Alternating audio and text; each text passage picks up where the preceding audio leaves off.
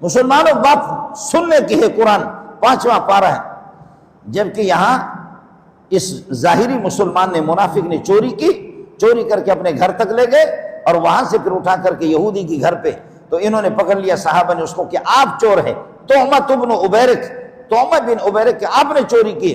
اس نے کہا کیسے ہو سکتا ہے، میں کیسے چوری کروں، میں مسلمان ہوں، نبی کے درس میں جاتا ہوں، میرے بارے میں اب میری نماز کو دیکھے، میری زکوٰۃ کو دیکھے، میرے حج کو دیکھو، اور میرے اخلاص کو دیکھو، میرے تقویٰ کو دیکھو، میرے طہارت کو دیکھو، کیسے میں چوری کر سکتا ہوں، کس طریقے پر آپ لوگ سوچ سکتے ہیں۔ اٹھا کر کے جی پھر یہ آٹے کے جو آہستہ آہستہ آٹے گرتے رہے، جا کر کے یہودی کے گھر پہ پکڑ لیا صحابہ نے یہودی کو کہ آپ نے چوری کی ہے۔ یہودی کا نام تھا زید بن سمین۔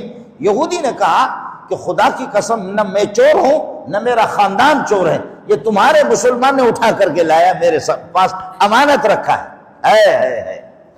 ڈوب مرنے کا مقام ہے کہ یہودی بھی ہمیں تانا دے دے کہ تمہارے مسلمان چوری کرتے ہیں، یہودی بھی ہمیں تانا دے دے۔ چنانچہ جب یہ مسئلہ ہوا تو سامان تو اسے برآمد ہوا، سامان تو اللہ کو بھلا کر یہودی سے برآمد، ہتھیار بھی یہودی سے برآمد ہو گئے، آٹے کی بوری بھی یہودی سے برآمد ہو گئی، یہودی سے برآمد ہو گئی۔ اب کیا کیا؟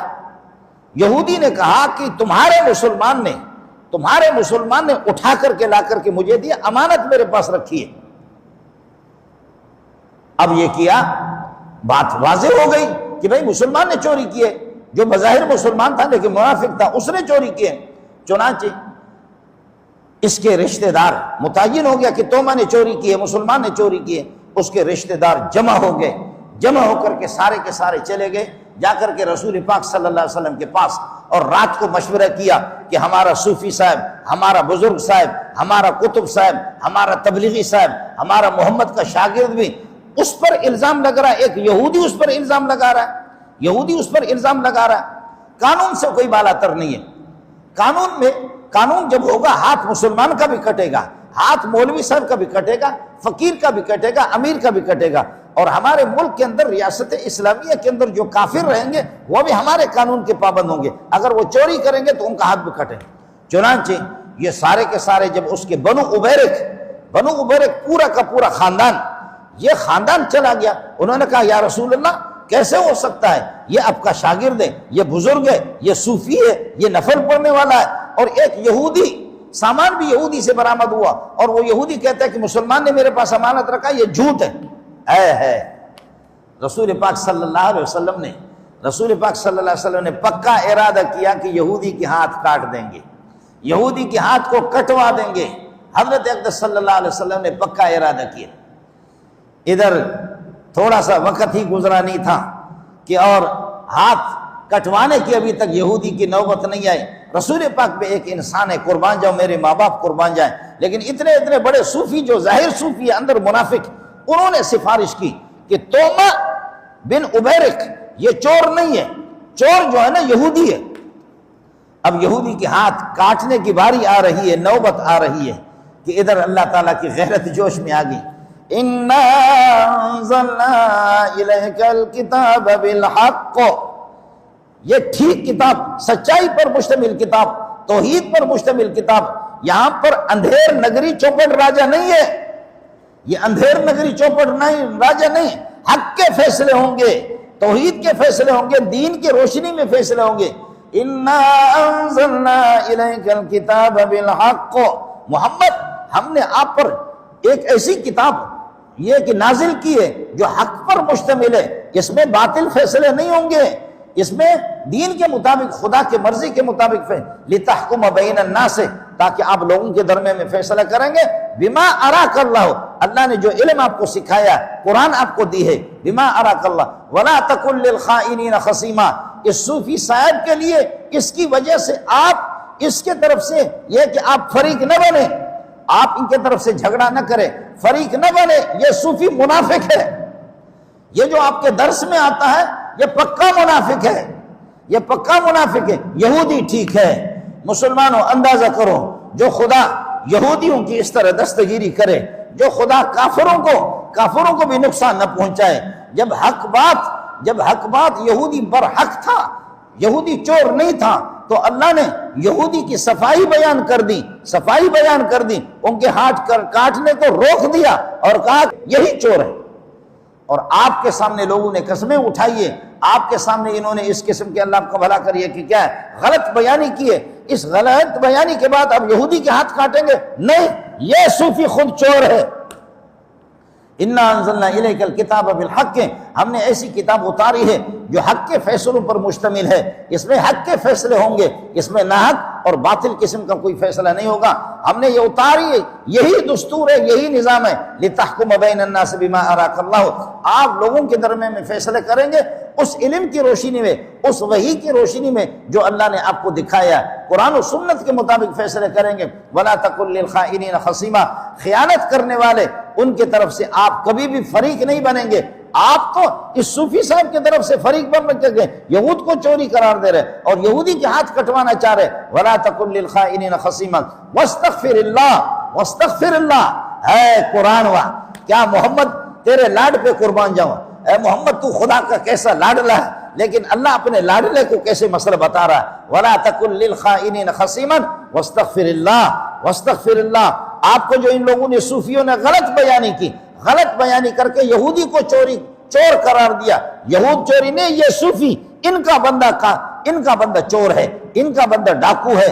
واستغفر اللہ، آپ نے جو ارادہ کیا ان کے ہاتھ کاٹنے کا، ان کو چور قرار دینے کا، اے محمد اس پر استغفار کیجئے گا، اے محمد اس پر استغفار کیجئے گا۔ واستغفر اللہ ان اللہ کان غفور الرحیم، اللہ پاک غفور الرحیم ہے۔ انسان سے لغزشیں ہوتی ہے، انسان سے خطا ہو جاتا ہے، انسان سے غلطی ہو جاتی ہے۔ واستغفر اللہ ان اللہ کان غفور الرحیم، اللہ تعالیٰ غفور الرحیم ہے۔ ولا تجادل عن الذین یختانون انفسهم، جو لوگ اپنی ذات سے خود خیانت کرتے، چور اپنے ذات سے یہ کہ فراڈ کرتا ہے، چور اپنی ذات کا نقصان کرتا ہے۔ لا تجادل عن الذین یختانون انفسهم، جو اپنی ذات سے خیانت کرتے ہیں، اپنی جان کے ساتھ خیانت کا کھیل کھیلتے ہیں۔ اس نے چوری کی ہے، خیانت کی ہے، خیانت کا وبال خود اس کی جان کو ہے۔ ولا تجادل عن الذین یختانون انفسهم ان اللہ لا يحب من کان خوانا اثیما، جو خیانت کرنے والا ہو اور پکا گناہ گار ہو، اللہ کبھی اس سے محبت نہیں کرتا۔ چور خدا کا محبوب نہیں ہوتا، ڈاکو خدا کا محبوب نہیں ہوتا، زانی خدا کا محبوب نہیں ہوتا، رشوت خور خدا کا محبوب نہیں ہوتا۔ اے محمد لا تجادل عن الذین یختانون انفسهم ان اللہ لا يحب من کان خوانا اثیما، جو خیانت کرنے والا ہو، پکا قسم کا گناہ گار ہو، خیانت کرنے والا پکا قسم کا، وہ خدا کی نگاہ میں ناپسندیدہ ہوتا ہے، مبغوض ہوتا ہے اللہ کی نگاہ میں۔ اے میرے پیارے محمد تو مجھے محبوب ہے، تو جو مجھے محبوب ہوگا اس سے محبت رکھو، اور جو میری نگاہوں میں ذلیل ہے اس سے کیسے محبت رکھو گے؟ یہ جو آپ کے سبق میں آتا ہے نا صوفی صاحب توما، اور بعد نے نام لکھا بشر، یہ اس صوفی نے چوری کیا، یہودی نے نہیں کیا۔ یہ میری نگاہ میں ناپسندیدہ انسان ہے، ناپسندیدہ انسان ہے۔ میرے نبی نے اللہ اکبر، قرآن نے جب تنبیہ کر دی کہ آپ نے جو ہے نا، آپ سے لغزش ہو گئی ہے، آپ سے خطا ہو گیا کہ آپ یہودی کو چور قرار دے رہے ہیں اور اس کے ہاتھ کاٹنے کا ارادہ کر رہے ہیں۔ میرے نبی نے جب اللہ کا حکم سنا، آیتیں جب سنی تو رخ موڑ دیا کہ پکڑو صوفی صاحب کو۔ صوفی بھاگا، صوفی صاحب کو پکڑو، مسلمان کو پکڑو، اتنی بڑی داڑیاں رکھی کہ جس کے اندر پاکستان کے چاروں صوبے آ سکتے ہیں۔ جی بھاگا جا کر کے ایک عورت کے ہاں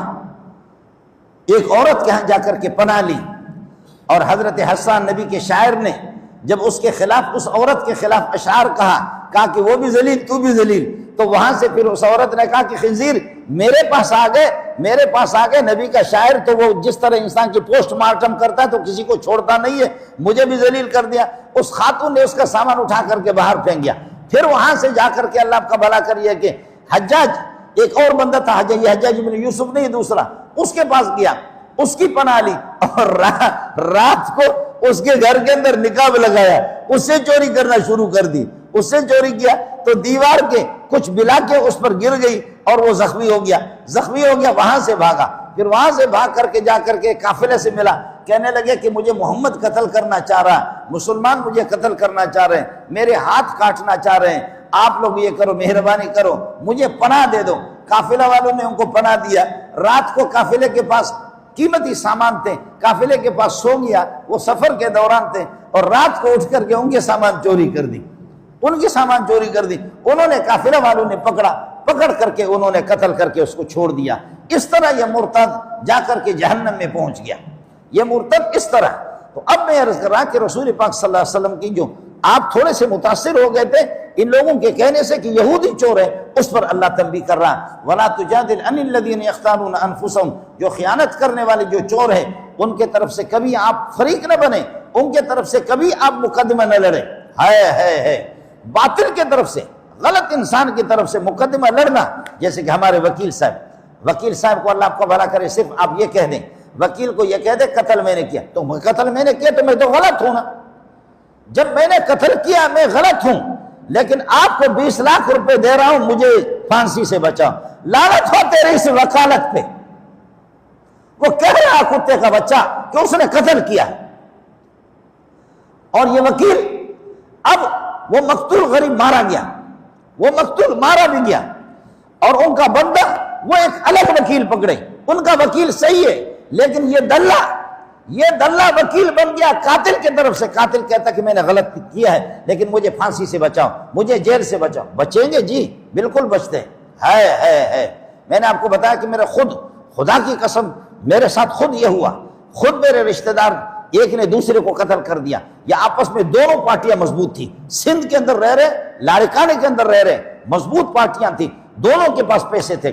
میں نے ان کو ادھر میں نے ان کو بلایا، اور مقتول کا وارث اللہ آپ کا بھلا کرے قطر چلا گیا، اس کا بھائی چلا گیا، میں قطر اس کے پیچھے چلا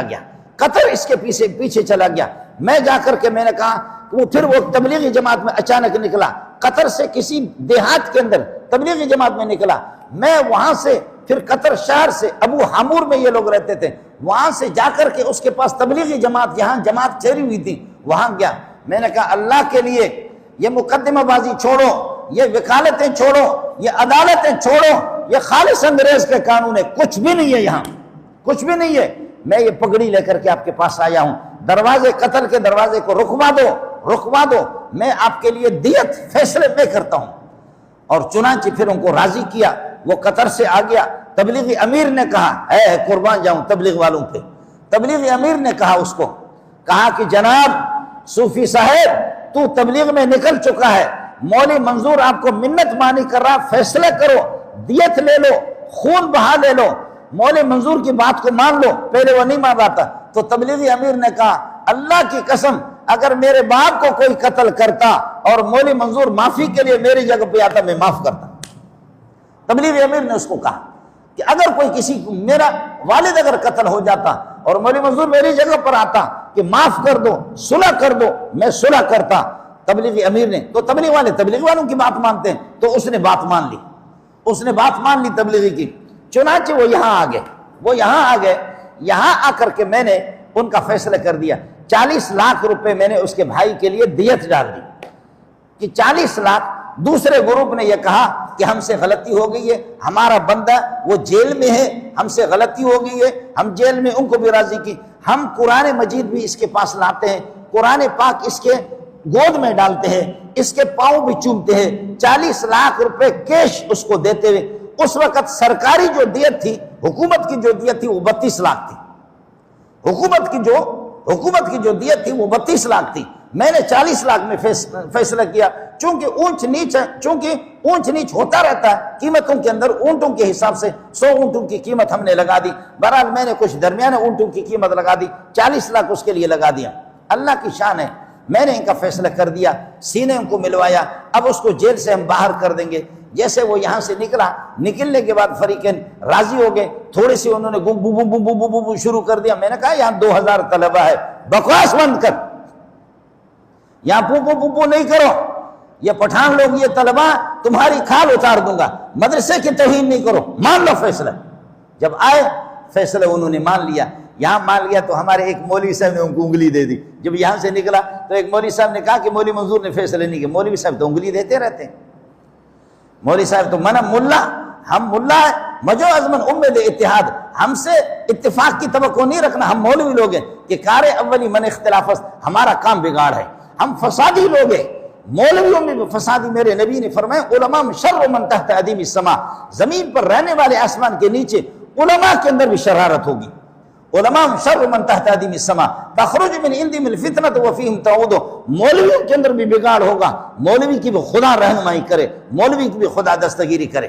آپ کو مبارکباد پیش کرتا ہوں، اللہ پاک نے یہ ملک ہمیں دے دی، یہ نعمت ہمیں قدر بھی دے دی، یہ سب کچھ کر دی. اور پھر پاکستان جب اللہ نے ایک عظیم نعمت ہمیں دی ہے تو کیا اس نعمت کی قدر ہم نفلوں سے کریں، اس نعمت کی قدر ہم صدقہ کریں، اس نعمت کی قدر قرآن خوانی کریں، اس نعمت کی قدر اللہ کی طرف متوجہ ہے کہ پروردگار ان تمام شہداء کو جو لاکھوں کے تعداد میں جو شہید ہو گئے، جنہوں نے اس ملک کے لیے قربانیاں دی، اللہ ان کو غریق رحمت کر دے. اے اللہ ان کو جنت میں، جنت الفردوس میں اعلیٰ مقام ان کو عطا فرما دے. اے اللہ وہ شہداء جنہوں نے اس ملک کے لیے قربانی، ان کے لیے دعا کرو.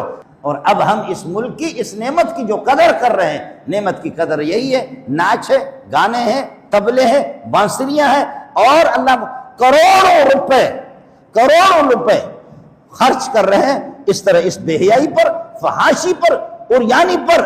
اور یہ ہے کہ جی ملک، آپ کا ملک بنا، پاکستان کا مطلب کیا؟ لا الہ الا اللہ. پاکستان کا مطلب کیا؟ لا الہ الا اللہ. اللہ معبود ہوگا، عبادت اللہ کی ہوگی، نماز اللہ کی ہوگی، روزے اللہ کی ہوگی، زکوٰۃ اللہ کے لیے ہوگی، اللہ کی رضا کے لیے، اور حج اللہ کی رضا اور خوشنودی کے لیے. تمام اعمال، نیک اعمال اللہ کی رضا اور خوشنودی کے لیے ہوں گے. لا الہ الا اللہ. ہم عابد ہیں، اللہ معبود ہے، اللہ کے علاوہ کوئی بھی معبود نہیں ہے. ساری عبادتیں، سارے کاروبار، سارے معاملات، غمی، خوشی، یہ سب کچھ، نشست و برخاست، یہ سارے کے سارے محمد کی سنت کی روشنی میں ہوں گے. یہ سب کچھ ہم کریں گے. اللہ ہمارا معبود ہے، ہم عابد ہیں، لیکن یہ طریقہ ہمیں کون بتائے گا؟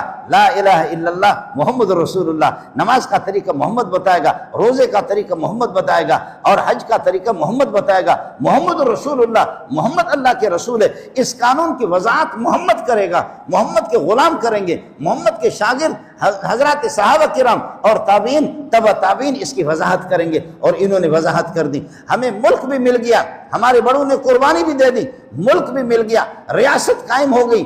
اگر تم مسلمان ہو، ریاست تم نے حاصل کی اس کے لیے. پاکستان کا مطلب کیا؟ لا الہ الا اللہ. تو پھر اس کو نافذ کرو. انتخابات کس چیز کا ہے؟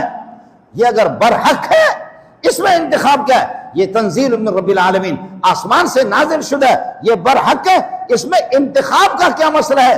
یہ برحق ہے، کتاب برحق ہے. ریاست اسلامیہ کو قائم رکھنے کے لیے یہی دستور ہے، یہی نظام ہے، یہی دستور ہے. اللہ پاک یہ جو نعمت ہمیں یہ ملک دی ہے، اللہ اس کی قدر کرنے کی توفیق بھی ہمیں نصیب فرمائے.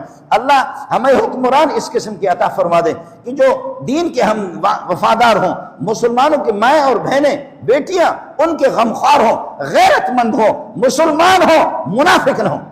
مسلمان ہو، منافق. اور خدا تو ان مولویوں کو ہوش دے دے، یا اللہ مولوی کو بھی غرق کر دے.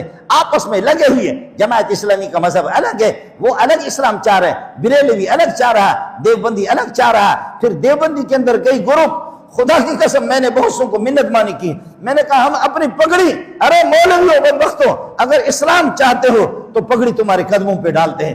یہ کیا اختلاف ہے کہ جماعت اسلامی، بریلوی، اہل حدیث، اور اللہ آپ کا بھلا کریے کہ کیا دیوبندی، یہ اختلاف کیا ہے؟ شافعی، مالکی، حنبلی، حنفی، کون سا ہمارا اختلاف ہے؟ ہمیں دشمن نے اس طرح الجھایا. انگریز کے بوٹ پالش کرنے والے، انگریز کی وظیفہ پر کھا کر کے ان کے جسم کے اندر جو خون ہے وہ بھی انگریز کا ہے. انگریز کے بوٹ پالش کرنے والے وہ آج حکومت کر رہے ہیں، اور ہم لوگ اس طریقے پر ذلیل ہو گئے. تبلیغی اس طریقے پر ذلیل ہے، دیندار اس طریقے پر ذلیل ہے، داڑھی والے اس طریقے پر ذلیل ہے، نمازی اس طریقے پر ذلیل ہے، مقتول کے وارث ٹھوکر کھا رہے، بے کس بے سہارا عورتیں. اور یہاں پر یہ کہ ملک بنا ہے، ملک پر ناچ رہے، کروڑوں اربوں روپے خرچ ہو رہے ہیں، اور ادھر بے حیائی کا بازار گرم ہے. بے حیائی کا ناراض نہ ہو. قائد اعظم کے مزار کو بھی دیکھو، لوگ بغیر وضو کے جا رہے ہیں، بے نماز لوگ جا رہے ہیں، فساق و فجاق جا رہے ہیں، فساق و فجار جا رہے ہیں. اور اس کے قریب مولانا بن نوری کی قبر کو دیکھو، 24 گھنٹے لوگ قال اللہ و قال رسول حدیث پڑھتے ہیں. پاکستان کے بڑے مدرسوں میں سے، پاکستان کے بڑے مدارس میں آپ کے شہباز شریف سے کسی کو کوئی خوف نہیں ہے. انگریز کو وہ تو چونکہ اپنا پلا ہوا اللہ آپ کا بھلا کرے، زرداری سے کسی کو خوف نہیں ہے. لیکن میں برطانیہ کے اندر بھی گیا ہوں، خوب گھوما پھرا ہوں برطانیہ کے اندر، خدا کی قسم بنر ٹاؤن کی یہ جو مسجد ہے، یہ جو سرخ قسم کی مسجد ہے، یہ سرخ قسم کے جو یہ کہ مدرسے ہے اور سرخ قسم کے جو کلاسیں ہیں، جامع فاروقیہ، دارالعلوم، جامع صدیقیہ، دارالعلوم حقانیہ، اکوڑا خٹک اور لاہور اشرفیہ، بڑے بڑے مدارس، خدا کی قسم انگریز بھی ان سے واقف ہے، ان سے واقف ہے انگریز۔ میں عرض کر رہا ہوں کہ کیا قائد اعظم کے کیا روح کا تقاضا یہی ہے کہ وہاں پر ناچ گانے ہوں، وہاں پر ناچ گانے ہیں اور وہاں پر فساق و فجار جمع ہو جائیں۔ اس کے ساتھ دیکھ لو مفتی شفیع کی قبر کو جا کر کے دیکھو، شیخ الحدیث سلیم اللہ کی قبر کو جا کر کے دیکھو، لوگ آ کر کے علماء، حفاظ، قاری، صوفی، تہجد گزار رو رو کر کے دعائیں کرتے ہیں ان کے لیے، اور حدیث اور قرآن کی بارشیں ہو رہی ہیں، اور ادھر اللہ آپ کا بھلا کرے کیا سے کیا نہیں ہو رہا۔ اس لیے قائد اعظم کے روح سے غداری نہ کرے، اقبال کے روح سے غداری نہ کرے، جن لوگوں نے قربان دیا ان کی روح سے غداری نہ کریں، اس ملک کو صحیح ڈگر پہ چلائیں، صحیح راستے پہ چلائیں اور عوام کے ساتھ غداری نہ کریں۔ اللہ ہمارا حامی اور ناصر ہوں۔ وآخر دعوانا الحمدللہ۔